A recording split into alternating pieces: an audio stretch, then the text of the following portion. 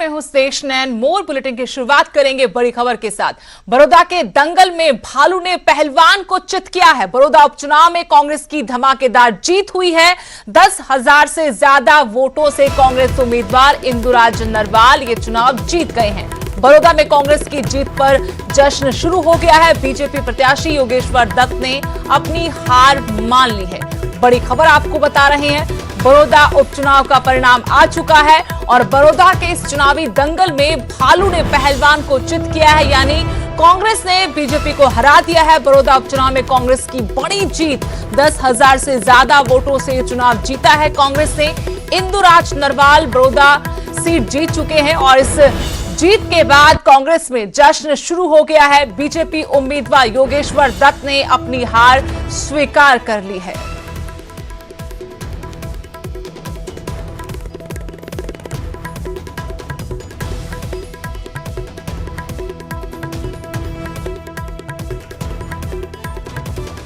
तो बड़ौदा में कांग्रेस ने अपनी जीत दर्ज की है और जैसा कि आपको लगातार हम बता रहे हैं कि बड़ौदा उपचुनाव में बीजेपी ने एक बार फिर से योगेश्वर दत्त पर दांव खेला था। वहीं कांग्रेस ने इंदुराज नरवाल को चुनाव मैदान में उतारा था। इनेलो ने एक बार फिर से जोगेंद्र मलिक पर विश्वास जताया, लेकिन इस चुनावी दंगल में कांग्रेस के उम्मीदवार इंदुराज नरवाल विजयी हुए हैं। कांग्रेस ने एक बड़ी जीत दर्ज की है। 10,000 से ज्यादा वोट से जीत हासिल की है कांग्रेस के उम्मीदवार इंदुराज नरवाल ने। यूं कहे कि ये भूपेंद्र सिंह हुड्डा और उनके बेटे दीपेंद्र हुड्डा की जीत है तो गलत नहीं होगा। लगातार चुनाव अभियान में आगे थे भूपेंद्र सिंह हुड्डा, हुड्डा का गढ़ माना जाता है और ये सीट कांग्रेस की झोली है। बीजेपी उम्मीदवार योगेश्वर दत्त ने अपनी हार स्वीकार कर ली है। कहा कि खेल मेरा जुनून है और ये जुनून ही मेरी जिंदगी है। बड़ौदा के दंगल में भालू ने पहलवान को चित कर दिया है। हार के लिए कुछ कमियां रही होंगी, ये भी योगेश्वर दत्त ने कहा। हार के कारणों की समीक्षा करेंगे। एक बार फिर से चुनाव मैदान में उतरे थे योगेश्वर दत्त बड़ौदा सीट से ही और 2019 की तरह इस बार भी वो जीत दर्ज नहीं कर पाए, लेकिन इस हार के बाद उन्होंने कहा कि खेल मेरा जुनून है और ये जुनून ही मेरी जिंदगी। तो सर लगता है कि क्या जेजेपी पार्टी ने सपोर्ट नहीं किया वोट में, जो सब ना वोट वजह क्या है? वजह कमी कहाँ रही? लगातार दूसरी हार कमी आप नहीं बता सकते क्योंकि ये जनता फैसला होता है। हमने अपनी तरफ से मेहनत की, खूब मेहनत की है और आज भी मेहनत करते रहे। तो जीतने वाले उम्मीदवार को बधाई देना चाहेंगे? बधाई दे के आए हम अभी उनको बहुत। आपको नहीं लगता बहस पूरे उसमें जी जान से यहाँ पे तो बड़ौदा का चुनाव हो चुका है। इस उपचुनाव पर कांग्रेस ने शानदार जीत दर्ज की है। सीधे रुख करेंगे मेरे सहयोगी मनोज कुमार का, जो हमारे साथ जुड़े हैं। मनोज, बड़ौदा उपचुनाव में कांग्रेस ने एक बड़ी जीत दर्ज की है। बीजेपी का गणित कहां पर बिगड़ गया? बिल्कुल सुदेश, देखिए बड़ौदा उपचुनाव को लेकर भाजपा ने पूरी अपनी ताकत लगाई थी। मुख्यमंत्री मनोहर लाल से लेकर बीजेपी के तमाम जो कद्दावर नेता थे उन्होंने बाकायदा बड़ौदा में डेरा डाला हुआ था। बहुत पसीना बहाया गया, लेकिन कामयाबी उनको नहीं मिली और पहलवान को भालू ने चित कर दिया। आखिर ये हुआ क्यों, इस पर बात करने के लिए मेरे साथ बीजेपी के प्रदेश अध्यक्ष ओम प्रकाश धनखड़ हैं। उनसे जानेंगे और समझेंगे कि जो समीकरण है कहाँ खराब हुए। धनखड़ साहब, सवाल तो यही है कि काफी मेहनत की पार्टी ने, पूरी कोशिश की, लेकिन कामयाबी नहीं मिली। ऐसा क्यों और कैसे हुआ? देखिए, परंपरागत रूप से बहुत वर्षों से ये कांग्रेस की सीट थी। कांग्रेस ही वहाँ जीतती आ रही थी और भारतीय जनता पार्टी के कार्यकर्ताओं ने, योगेश्वर दत्त ने बहुत अच्छा चुनाव लड़ा। उसके लिए मैं उनको बधाई देता हूँ, उनका अभिनंदन करता हूँ। और इसमें कोई ऐसी बात नहीं है कि जिसमें हम ये कहें कि वो बड़ा परिवर्तन हो गया। जैसे अपन पीटी परेड में कहते हैं जैसे थे तो पूर्ववत कहते हैं संस्कृत में जिसको, ये कांग्रेस की सीट थी, कांग्रेस के पास रह गई। बल्कि भारतीय जनता पार्टी की वोटें बढ़ी हैं, अच्छी परफॉर्मेंस दी है, अच्छा चुनाव लड़ा है। और लेकिन मुझे अफसोस है कि योगेश्वर दत्त जैसा एक महान खिलाड़ी विधानसभा पहुंचना चाहिए था, वो विधानसभा नहीं पहुंच पाया। और कांग्रेस पार्टी भी अपनी जीत पर गर्व नहीं कर पाएगी, क्योंकि योगेश्वर जैसे महान खिलाड़ी को हराने का अफसोस ऐसा ही होगा जैसे अभिमन्यु के महाभारत में मरने का अफसोस। कभी इतिहास उस बात पर गर्व नहीं कर पाया, हमेशा आतंकग्लानि से भरा रहा। एक अच्छे खिलाड़ी को विधानसभा नहीं पहुंचने देने के लिए कांग्रेस भी सदा आतंकग्लानि से भरी रहेगी। एक जो अभी हालांकि विश्लेषण होना बाकी है, लेकिन अभी जो चीजें समझ में आ रही है, करीब 12,000 वोटों से बीजेपी का कैंडिडेट हारा कांग्रेस से। पिछले चुनाव की बात करें 2019 में तो हार और जीत का मार्जिन सिर्फ 4,000 था, 2 गुना मार्जिन बढ़ गया। और इस बार सिर्फ एक विधानसभा सीट पर चुनाव था, पूरी सरकार पूरी पार्टी वहां लगी रही, फिर ये मेहनत क्यों जाया हो गई? और इस बार आपके साथ जेजेपी का भी साथ था, वो वोट कहाँ गए? देखिए, उस समय चुनाव बहुकोणीय बन गया था, कई पार्टियों में वोट बच गए थे। अब आमने सामने का चुनाव था, बाकी के 2 लोग भी लड़ रहे थे, तो उन लोगों को लोगों ने नकार दिया, बहुत ही मामूली वोट उनको पड़े। और आमने सामने के चुनाव में भी भारतीय जनता पार्टी ने इतने अच्छे वोट लिए हैं, इसलिए मैंने अपने मनोज इनसे पूछिए, क्या ये चुनाव परिणाम जो उनके खिलाफ गए, इसके पीछे बड़ी वजह कृषि कानून है? कृषि कानूनों को लेकर गुस्सा था लोगों में और ये गुस्सा इन परिणाम में दिख रहा है। बिल्कुल सुदेश, मेरा अगला सवाल यही था, क्योंकि ओम प्रकाश धनखड़ हरियाणा के कृषि मंत्री भी रह चुके हैं, भाजपा के किसान मोर्चा के भी राष्ट्रीय अध्यक्ष रह चुके हैं, तो काफी अनुभव है और ये सवाल बिल्कुल बनता है। गोहाना बड़ौदा की बात करें तो ये एक ग्रामीण परिवेश वाला इलाका है, ज्यादातर मतदाता किसान हैं। क्या कृषि विधेयकों का इन चुनाव पर असर पड़ा? नहीं, कोई भी असर नहीं था। अगर वो असर पड़ता तो हमारे वोट बढ़ते नहीं घटते चले जाते हैं, इसलिए कोई उस पर असर नहीं है। ये सबको पता है, ये कांग्रेस की झूठ है। ये अच्छे कानून हैं किसानों के हक में और हमारे प्रगतिशील किसानों के हक में है, हमारे एफपीओज के हक में है। और कांग्रेसी लोग इस पर झूठ बोलते हैं, उनको ही पता है, वो झूठ की राजनीति कर रहे हैं, लोगों को सब पता है। इसलिए कोई एक भी मतदाता इस बात के नाम का मुझे लगता नहीं कि जो इस बात से प्रभावित हुआ हो।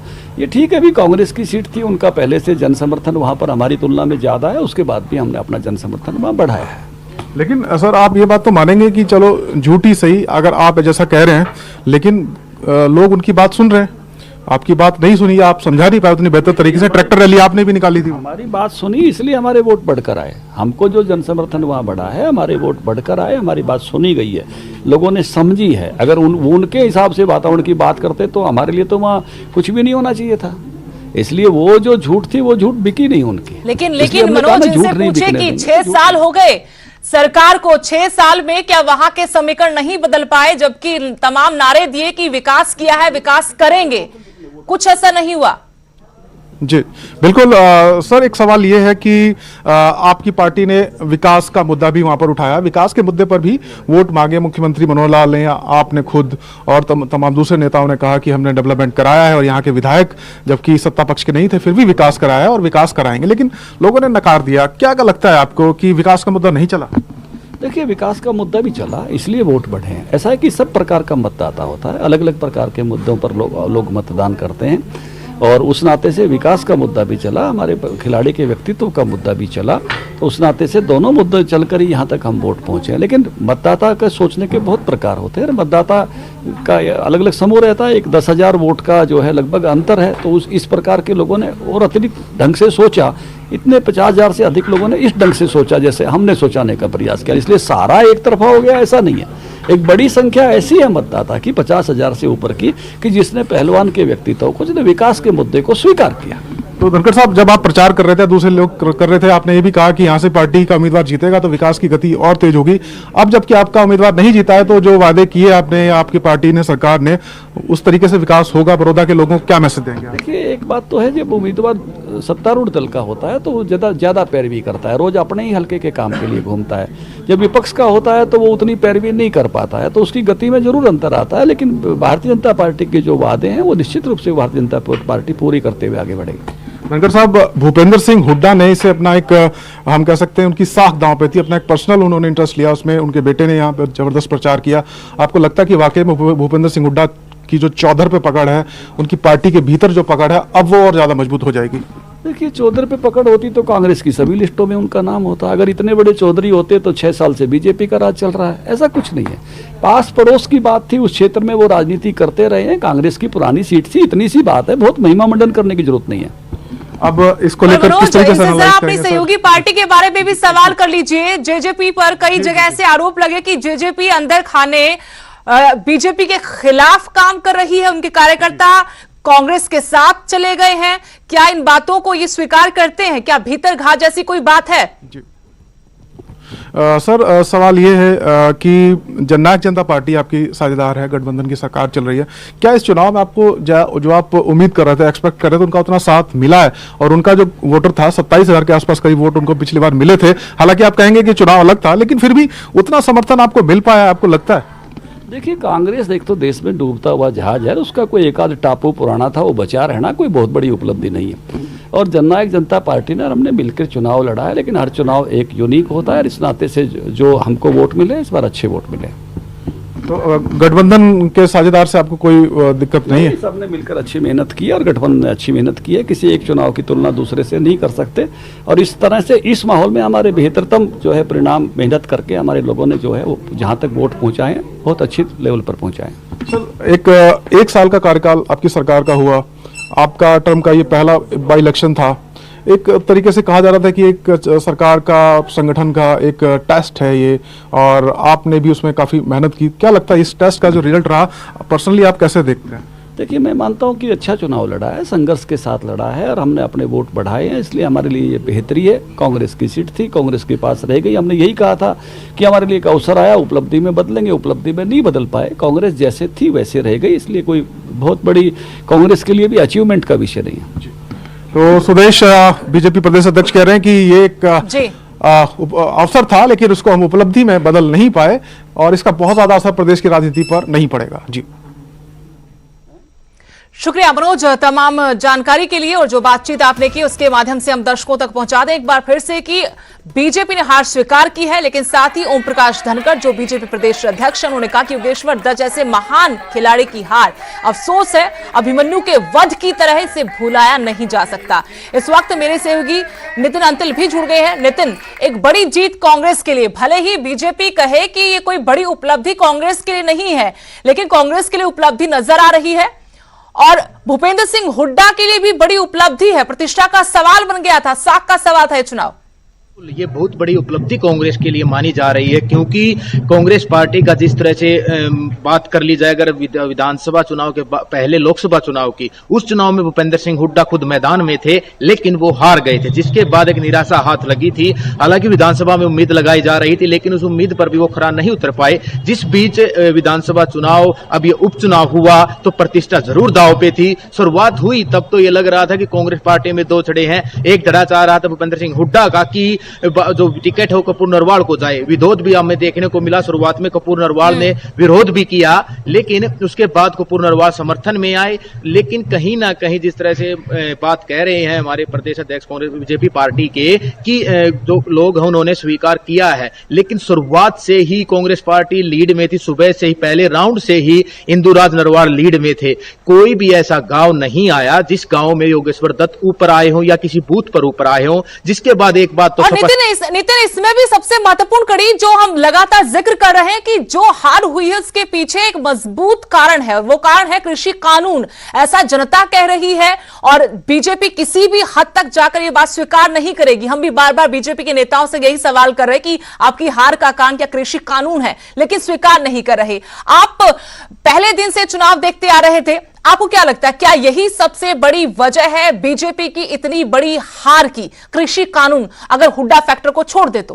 बिल्कुल, कहीं ना कहीं इतने बड़े अंतराल से हारना, क्योंकि ये उपचुनाव है। इससे पहले चुनाव में योगेश्वर दत्त ही थे और वहां पर जो ज्यादा मार्जिन, ज्यादा बड़ा डिस्टेंस नहीं था, केवल 5,000 मतों का ही डिस्टेंस था। लेकिन अब 10,000 से ज्यादा का वोट आना, और वो चुनाव पूरे हरियाणा का चुनाव था। उस चुनाव में सभी नेताओं को आने का यहां पर मौका नहीं मिला था, लेकिन इस चुनाव में, उपचुनाव में मुख्यमंत्री भी खुद चुनाव में रहे हैं, कृषि मंत्री शुरुआत से ही यहां पर रहे। उसके बाद कुछ जो मंत्री थे उनकी ड्यूटियां लगाई गई और वो लोगों को घर घर जाकर समझा रहे थे। इसके अलावा विधायकों की भी ड्यूटी लगाई गई थी, लेकिन सरकार नहीं मान रही। जहां किसान हैं उन्होंने यहां प्रदर्शन भी किए, मंडियों में ताले भी लगाए, जेल रोको अभियान तक की उन्होंने घोषणा की, लेकिन सिर्फ किसानों को आश्वासन दिया गया। किसान सिर्फ ये मांग कर रहे थे कि उन्हें एमएसपी लिख कर दी जाए कि एमएसपी वो दी जाएगी, अगर एमएसपी उस कंपनी नहीं देगी तो उसके खिलाफ वो कार्रवाई करेंगे, लेकिन सरकार नहीं दे पाई। जब मुख्यमंत्री खुद बड़ौदा में आए तो एक गांव, जाक्सी गांव ऐसा पड़ता है जो बड़ौदा हल्के में 10 से 12,000 वोट उस गांव की हैं, उस गांव में खुद मुख्यमंत्री का विरोध होना कहीं ना कहीं संकेत थे बीजेपी के पहले ही कि कृषि कानूनों को समझा नहीं पा रही है। बीजेपी के विरोध के साथ साथ नितिन, बीजेपी के विरोध के साथ साथ क्या बीजेपी की हार यह भी कह रही है कि हम इस तरीके से विश्लेषण कर सकते हैं कि मतदाताओं ने, बड़ौदा की जनता ने जेजेपी को भी नकार दिया, क्योंकि जब कृषि कानून आए, किसानों ने विरोध किया तो यह मांग उठ रही थी कि दुष्यंत चौटाला को आगे आना चाहिए। जो किसानों की राजनीति करने की बात करते थे 2019 के चुनाव में, अब उनको इस्तीफा दे देना चाहिए, और उनका स्टैंड उनको क्लियर नहीं दिखा तो अब क्या जेजेपी को भी नकार दिया है। हालांकि उन्होंने अपना उम्मीदवार अलग से खड़ा नहीं किया, लेकिन जो पिछली दफा उनके उम्मीदवार को वोट मिले थे, अगर उन वोटों का आकलन हम करते हैं बीजेपी के इस चुनाव में, तो लगता है कि जेजेपी को भी दरकिनार कर दिया मतदाताओं। जी बिल्कुल, जिस तरह से दुष्यंत सिंह चौटाला अपने आप को किसान नेता कहते हैं, और जो चुनाव था पिछला चुनाव, उसमें इनका मतदाता उठा,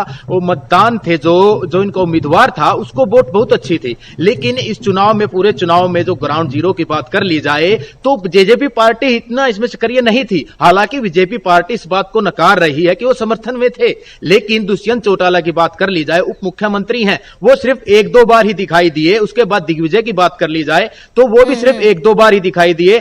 अंतर्गलह इनके फूट ही नजर आई, क्योंकि अगर जेजेपी पार्टी समर्थन देती तो इतना बड़ा अंतराल नहीं होता, क्योंकि जेजेपी पार्टी की वहां पकड़ थी। उसके बावजूद जो किसानों के जो बिल आए, दुष्यंत चौटाला से बात वहां के किसानों की करने की कोशिश की, लेकिन नहीं की। तो कहीं ना कहीं बीजेपी पार्टी के साथ साथ जेजेपी पार्टी को भी, जो बात की जाए ग्रामीण इलाका पड़ता है बड़ौदा में बहुत ज्यादा, तो किसानों ने भी दोनों पार्टियों को, चाहे जेजेपी हो या बीजेपी को, सिरे से निकाल दिया है। और बीजेपी पार्टी कुछ भी कहे कि शुक्रिया नितिन, तमाम जानकारी के लिए। तो ये था विश्लेषण, किस तरीके से बड़ौदा उपचुनाव लड़ा गया और कैसे इसका परिणाम आया, क्या पहलू रहे और किन वजहों से आज बीजेपी चुनाव हार गई और कांग्रेस ने यहां का दंगल अपने नाम कर लिया।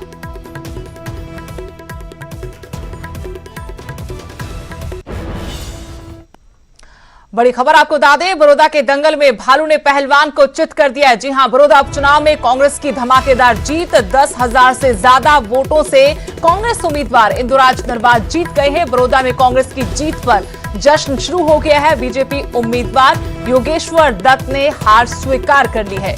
दूसरी बार है कि इसी विधानसभा क्षेत्र से चुनाव लड़ा योगेश्वर दत्त ने, लेकिन दूसरी बार भी यहां जीत दर्ज नहीं कर पाए। तो वहीं दूसरी तरफ कांग्रेस ने एक बार फिर से अपनी सीट को बचाया। ये हुड्डा का गढ़ कहा जाता है, परंपरागत सीट है कांग्रेस की, और एक बार फिर से इस सीट को बचाने में कांग्रेस कामयाब रही। भूपेंद्र सिंह हुड्डा, दीपेंद्र हुड्डा ने पूरा जोर लगा रखा था।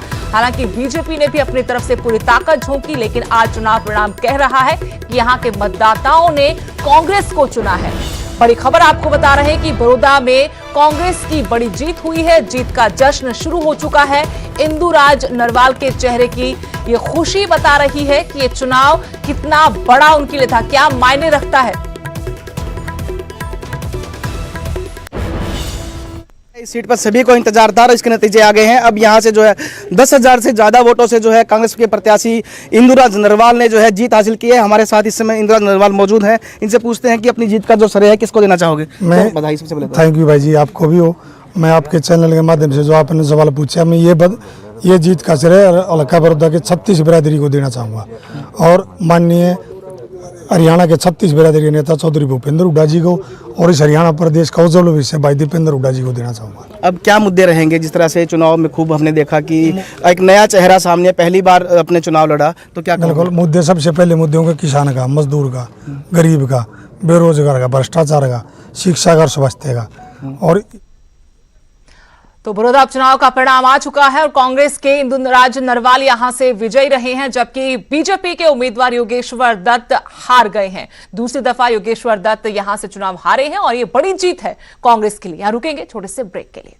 ब्रेक के बाद आपका स्वागत है। बड़ी खबर आपको बता दें, बड़ौदा उपचुनाव का परिणाम आ चुका है। बीजेपी प्रत्याशी योगेश्वर दत्त हार गए हैं, जबकि कांग्रेस ने ये मैदान मार लिया है। उन्होंने कांग्रेस की तरफ से आपको बता दें कि लगातार भूपेंद्र सिंह हुड्डा इस चुनाव अभियान में लगे हुए थे। इंदुराज नरवाल विजयी हुए हैं। योगेश्वर दत्त ने अपनी हार स्वीकार की है। खेल मेरा जुनून है और ये जुनून ही मेरी जिंदगी, ये उनकी तरफ से कहा गया।